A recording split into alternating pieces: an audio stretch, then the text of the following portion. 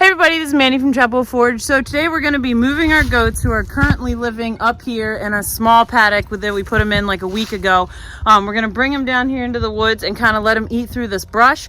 The creek runs through here too, so they'll have a flowing source of water. I mean, obviously they already have water, but they'll have this all the time. It'll give them some extra things to play in. So Zad and Jeremy are going to be working on this project today, and they're going to kind of explain what their plan is. So what we're doing is taking the goats from their closed-in paddock where they go to their run-in shed in their barn, and we're going to cut a line down through here with the chainsaw and the weed eater. This is a combi tool, so you can take this end off and put different attachments. This one has a brush hook or brush blade on it, which is good for this sapling type stuff here.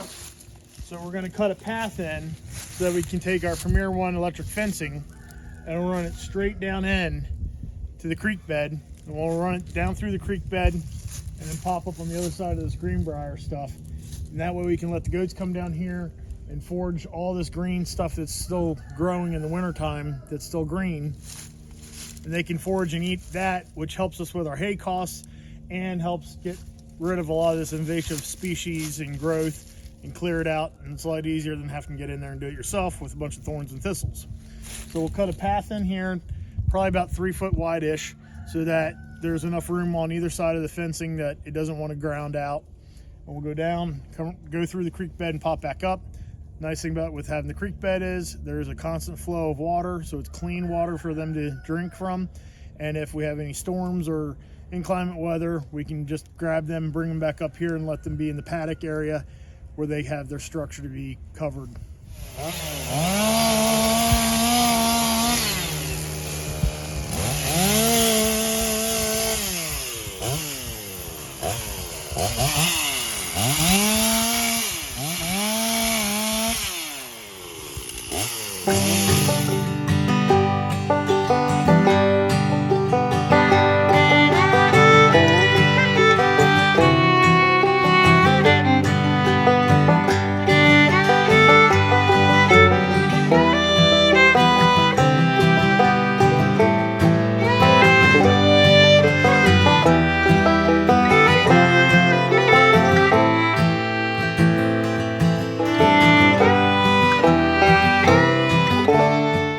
So we're gonna let them out, let them go play, see what they think about all their new places to explore.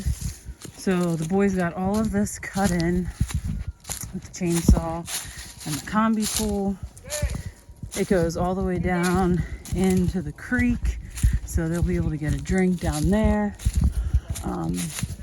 And it should work out really great. They should be able to eat through all of this brush and these briars and all of this kind of crap. And we have a new nice little path here. I'm going to show you what it looks like down here next to the creek.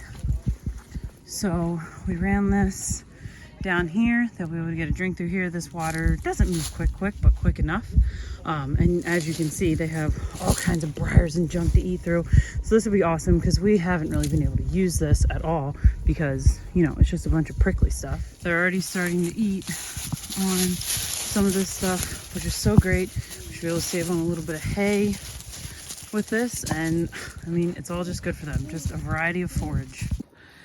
So I hope you found this interesting. It's just kind of another video about our little 3-acre homestead and trying to make it work with woods. As I've mentioned before, probably an acre is woods and maybe 2 acres is not woods. So we sort of have to utilize this part of the property to make having animals work. So I think this is going to be perfect. This is the Premier One fencing that I've talked about before.